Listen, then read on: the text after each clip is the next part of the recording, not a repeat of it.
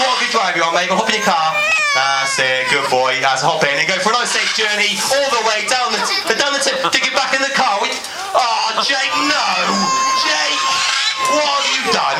You've broken down. What's the problem? Oh, you didn't fill up with petrol. I don't believe it. Now, I said it was a show off. He's also very forgetful as well. Jake has one job before every show, and that's to fill up the car. Go on, one more.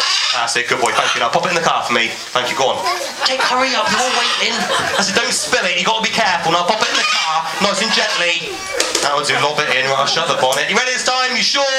That's better. Off he goes. Nice and slowly. Nice and safely. And hopefully he'll stop the car as well. We don't want any accidents today, do we, Jake? Super. Give a nice big clap. Well done, Jake. Some fantastic driving. Nice and safe. And look, you also parked at the end.